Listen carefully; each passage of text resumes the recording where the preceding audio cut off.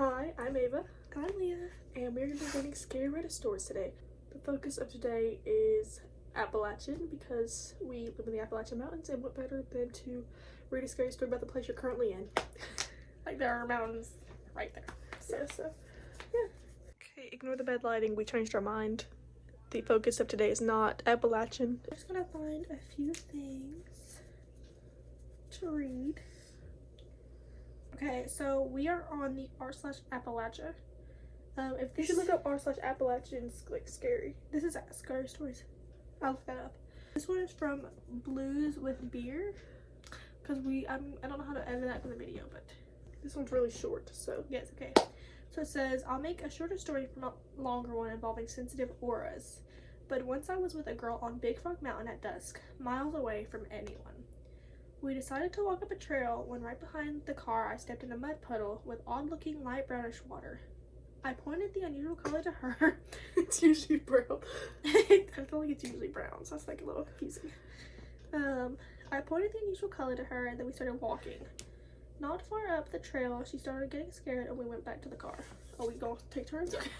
Each trigger. In the car, we started making out.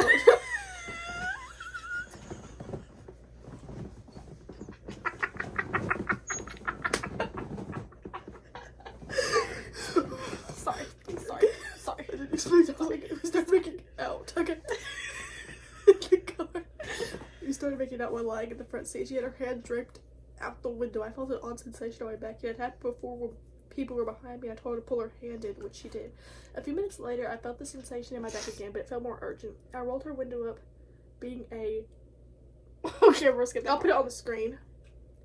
Teenager continued with the makeout session. This is my line. A few minutes later, it felt like someone had stuck a live wire to my back. Can you imagine that feeling? I sat up, started the car and headed back down the mountain. She was obviously confused and asked me what was wrong. I replied that I didn't know, but something was wrong somewhere. I'm about to give this a yay or nay factor. We're gonna get like a rating. 1 from 10 at the end. I'm gonna do mine how much I believe it. We went back to, oh yeah, we could do like a belief factor. We went back to my parents' house and was assured by them the family was okay. Having calmed down some, we ate a little dinner then started to leave. After I opened the car door for her, I walked around the back of the car. While walking, I glanced at the back of the car and saw handprints the same color of the mysterious mud puddle on the car. The last one was over the back window, and it was obvious somebody was watching us while inching their way to the front driver's side window. Okay, I'm getting a little creeped out now. I know what I'm reading. I was side-eyeing you. Oh, I didn't realize. When I saw the handprints, it was like being hit with a lightning bolt. Okay, same with the electricity. And I knew what had happened. Cold chills ran all over me. I got her out of the car, and as soon as she saw the prints, she knew too. The story is the absolute truth, so help me, and I will never forget it. Okay, it's like whenever... I like that, so help me. Because that's like very Appalachian. You know what I just realized? I'm not using my actual accent. I'm talking like I'm from California. So, like, that's cool. Like, that's cool. Okay, so, the belief factor of that one, I would say, like, a 5. There was probably just some crackhead up in the mountain. I'll give it a 6. I mean, I've never experienced anything creepy, but I feel like after we're gonna say that, and then there's gonna be creepy stuff going on. A window back there. Window right there. Oh, yeah, you see that sash? Sorry. And then get I'm my not posters. And I'll start the next one. Wait. This is like a really long one, so me and April are gonna act it out for you. Okay. Okay. Should I be Russian? When people hear my wife's... Oh, no. Okay, you suck at Your that. wife's Russian. Okay. When people hear my wife's Russian, they imagine a tall blonde girl with a funny accent who wears heels for every grocery run. Okay, I'm sorry. That's a really bad stereotype. I mean... Reality couldn't be further from the stereotype. Lana is dark-haired, speaks better English than I do, and is completely obsessed with sneakers. She does meet one stereotype, though. She never gets cold. Seeing how she lived in Russia until she was 18.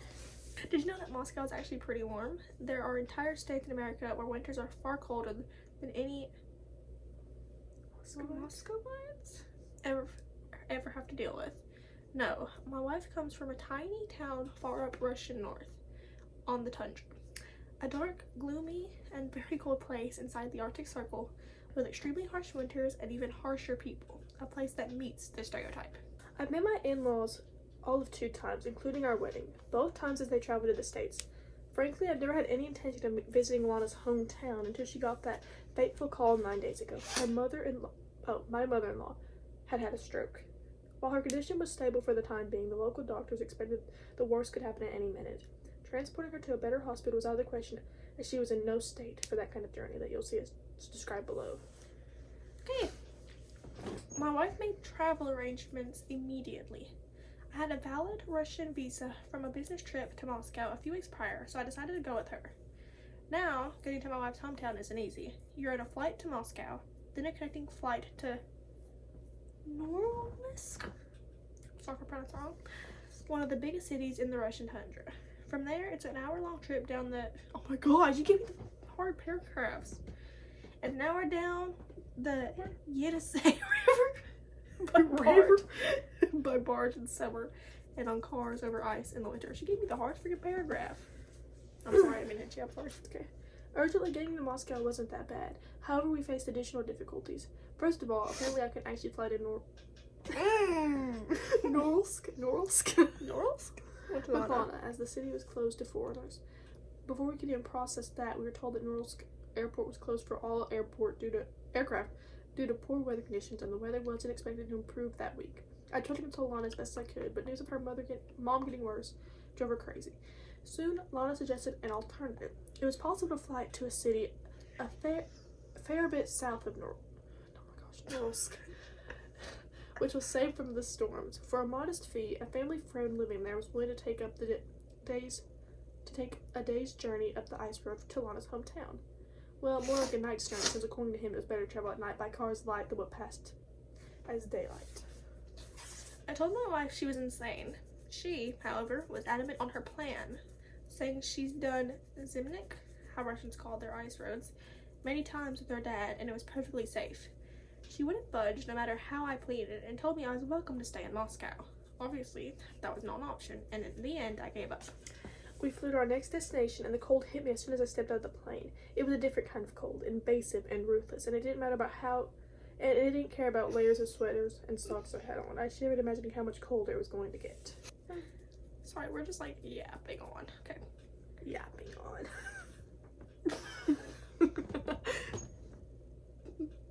Look at me with thumbnail. We met with the trucker who was to take us up north.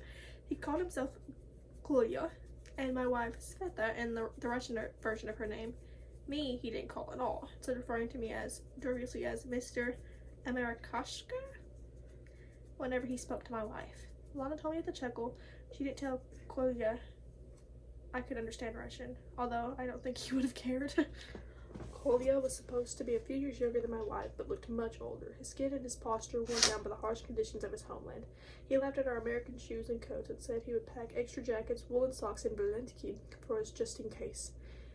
His brother helped load his truck, which looked like it had seen the fall of the Soviet Union.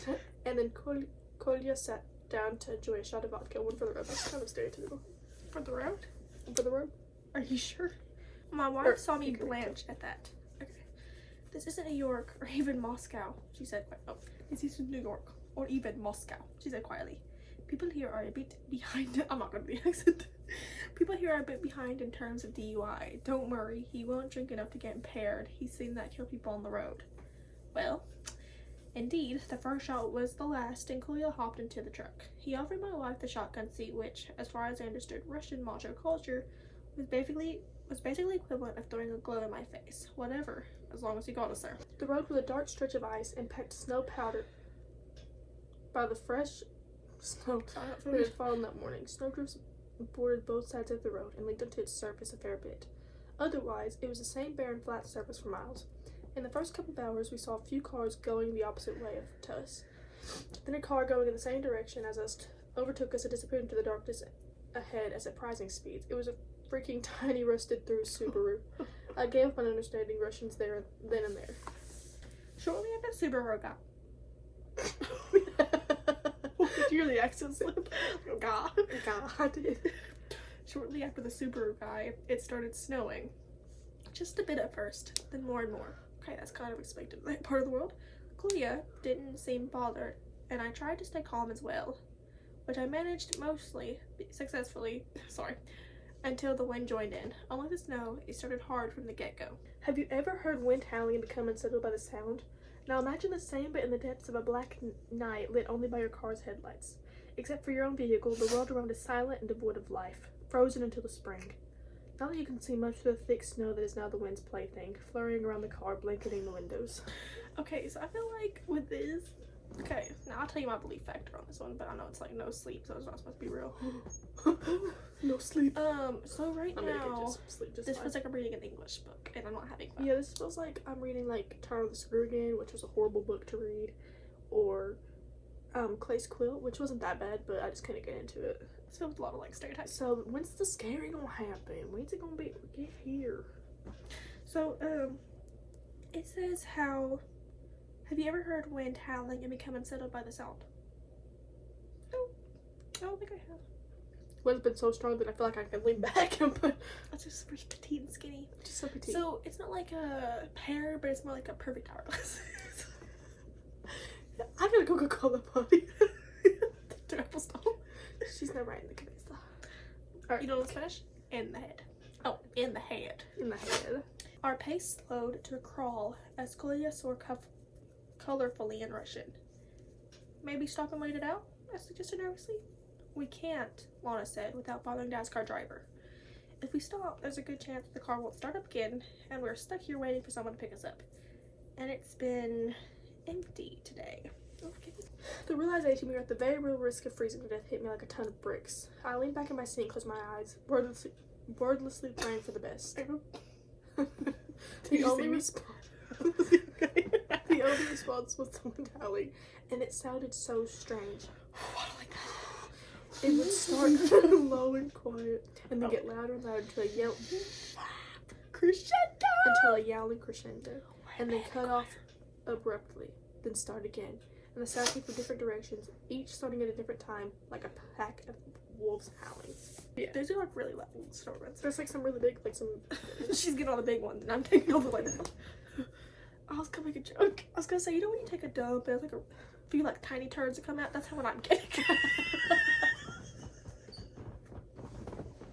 Anyways, I'm keeping that in the video. check out my attempt at the Russian accent. That was really bad. You just don't seem like I'm gonna start doing POV. The kind of person that would read have a. Okay, I want to do a little backstory. So the other day, I decided to be like one of those like racist Karens, and so I looked at Ava and I go, "Is this your car? You just don't seem like the kind of person who would have a car." And I thought that I did it perfectly. You just don't seem like the kind. I can't get I'm not racist. My sister's cousin's cat's owner's black. Perfect, bro. I opened my eyes to the obvious tension in the car. Oh, I don't like this already. It's fake. Lana and Kolya were both hunched forward, peering intently through the glass for all the good it did them. Kolya glanced back at me. Don't worry, be happy. Don't worry, America. Don't worry, be happy. Kolya Don't proclaimed with a horrible Russian accent. It is all Be okay. happy. Don't be worried, America. He was lying. I might have been useless on the ice road. But I was a criminal defense lawyer, and a good one at that. And Kolya was a bad liar. There was sweat beading on his face and neck, and his voice was forced. He was very much scared, and that made me scared too. Kolya murdered.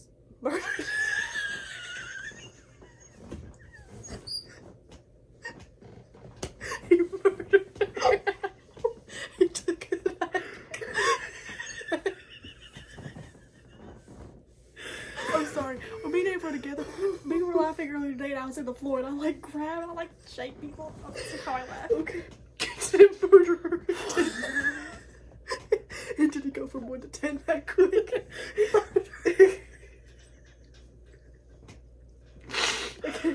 Oh god, that's funny. Kolya murmured something to my wife, too quick and quiet for my distracted mind to decipher. She nodded. What was that? There's a village maybe half an hour up the road. If we keep this pace, we get there and settle down into the morning. I see. Sorry about the delay. In reality, I was extremely happy to hear that bad wind, huh? Lana Lana grabbed my hand, freaking said as a snake. Don't mention the wind. It's getting good. Guys, I don't think it was scary stuff. I don't know why I'm reading this. It is nighttime. And I'm getting stressed out. And when I get stressed, I have nightmares. But this is in Russia. This ain't the Appalachian Mountains no more. Okay, we still get scary stuff. Maybe a sad dog doing the macrame on your doorstep at 3 a.m. That is not a dog. Well, I don't gotta ring cameras. Shut up, Mom! Silence for me. Okay. Another sound came through the storm. A long, tiny wail that sent shivers down my spine.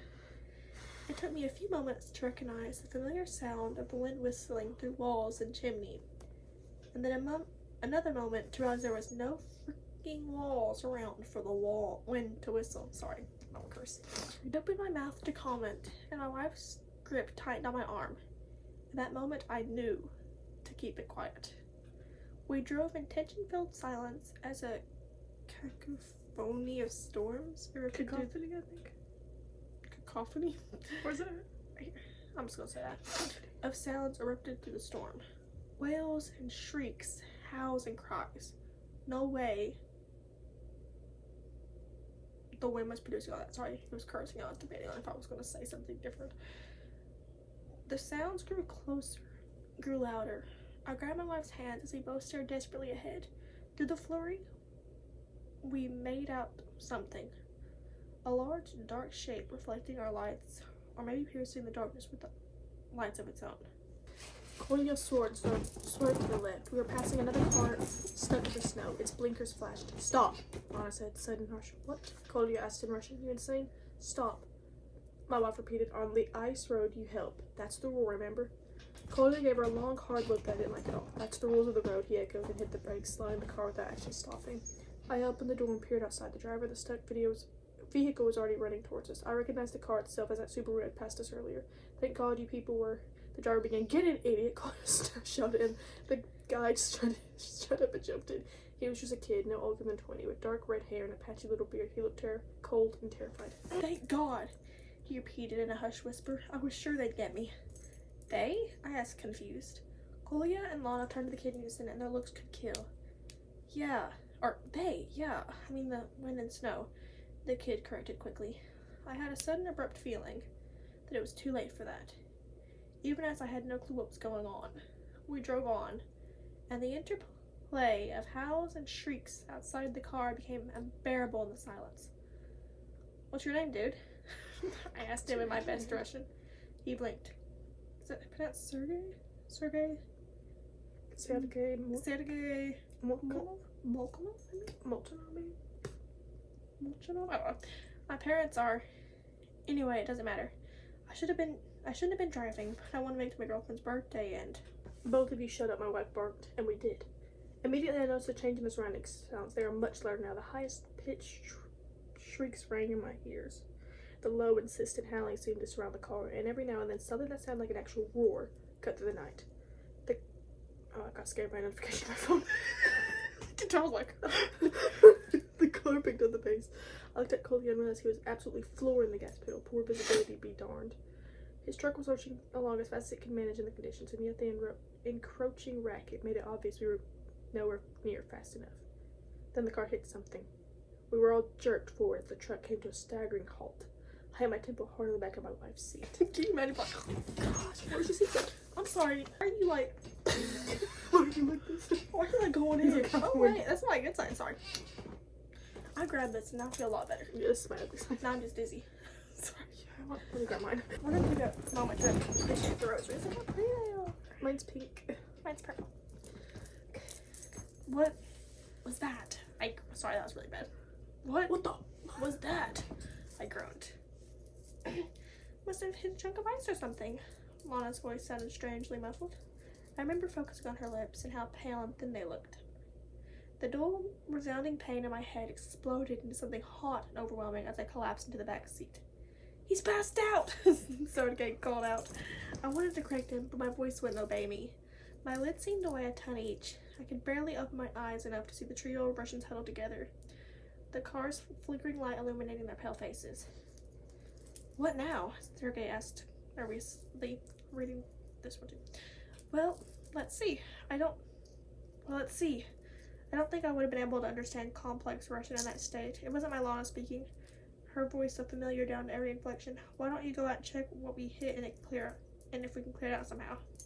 What? We helped you, didn't we? In the car's light, Lana's... I got scared again. I gotta turn on my phone. I can put on Do Not Disturb.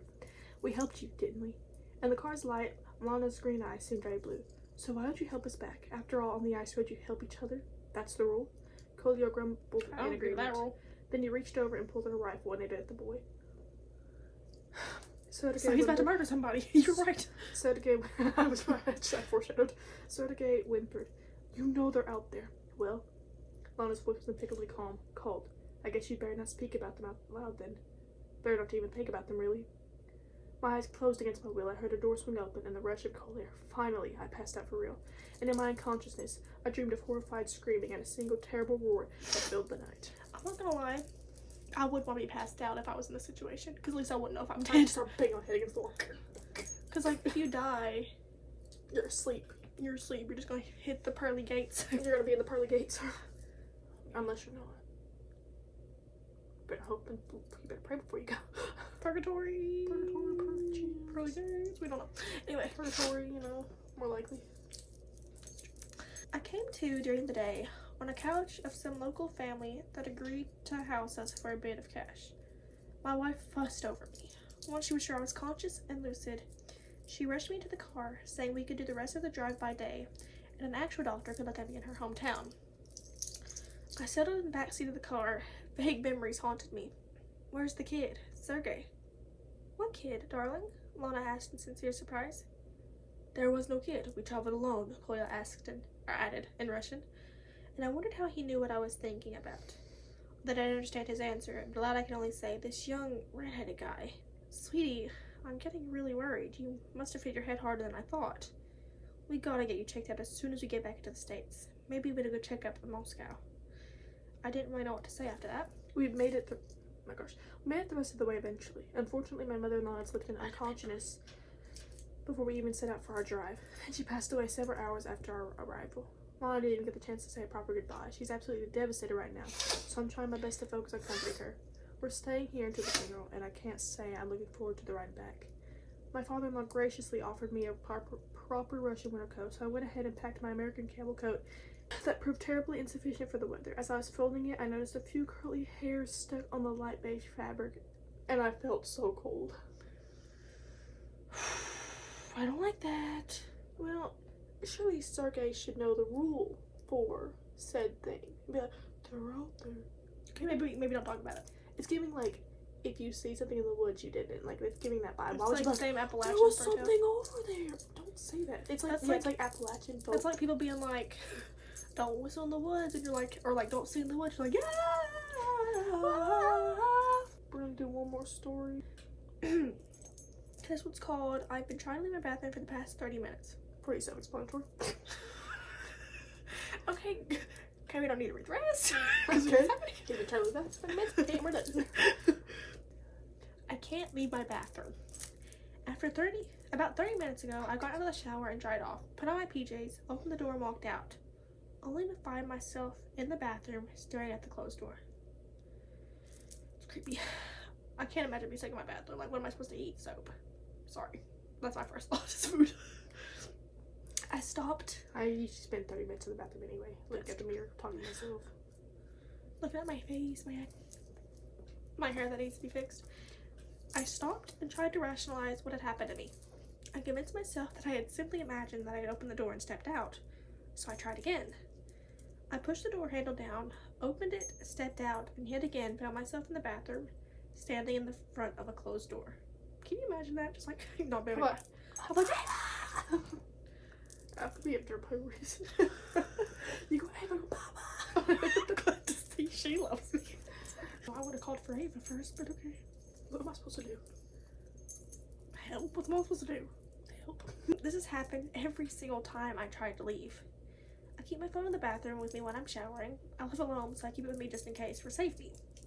The first thing I did was call my parents. My dad didn't pick up, but my mom did. Sorry, it says mum. But my mum did. I'm not going to read this in a British accent. I tried to explain the situation to her. to her. Sorry.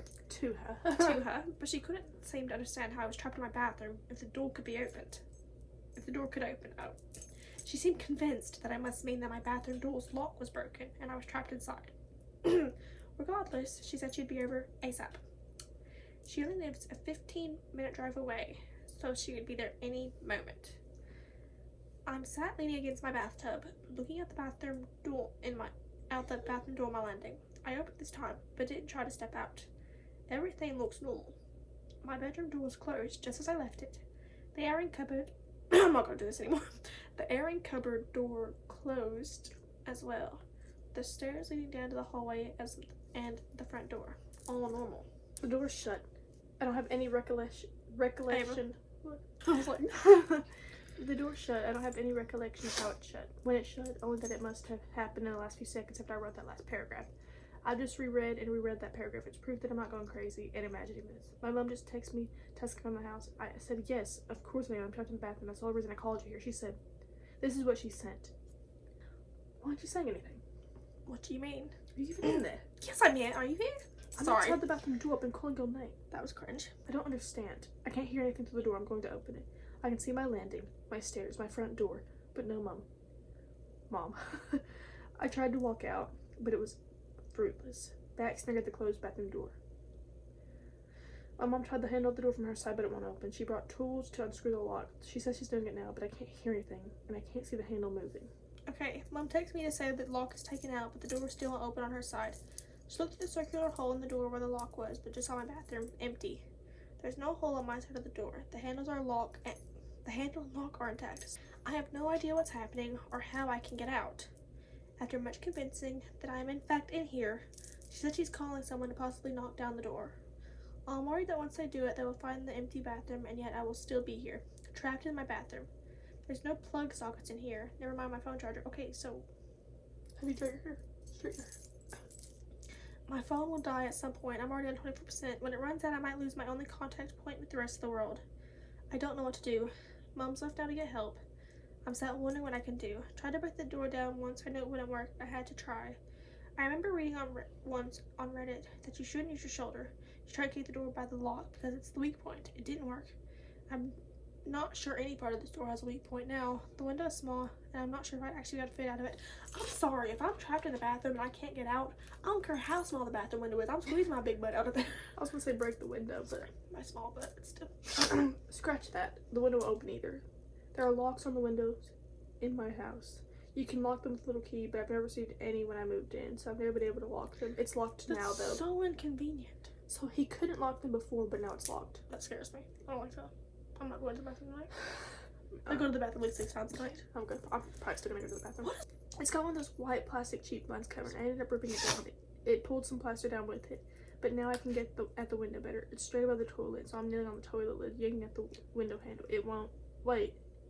It opened. I didn't notice it was dark outside. It shouldn't be dark. It's midday. I looked around desperately trying to see anyone. No one's around. Everything looks kind of muted.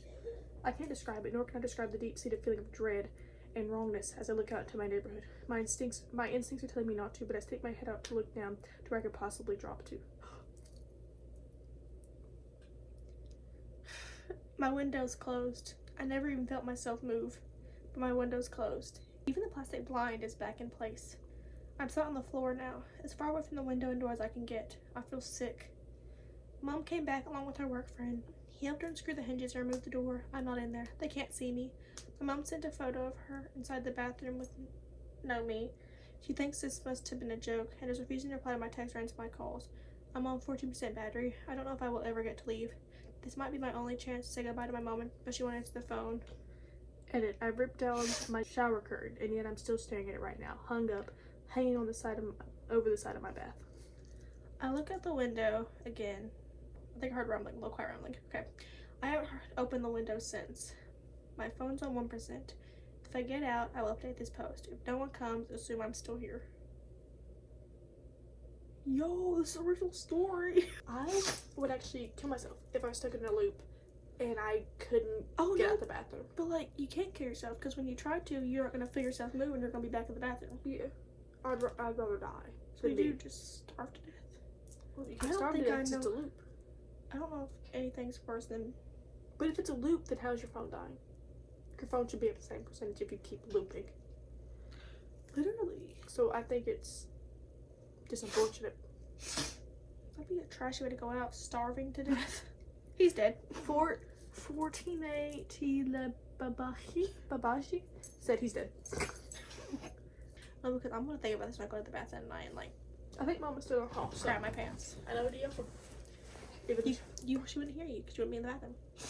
But yeah, that was the r/no sleep thingy, scary stories, and Tell us if you want any more of these. tell us if you want any more. I'm going to edit this, and it's going to take years off my life. But next time it's gonna be like, am I the a-hole? Because I don't want to do this again. It's kind of the scary. a-hole. We can do that next. I'm Ava. I'm Leah. Thank you for watching.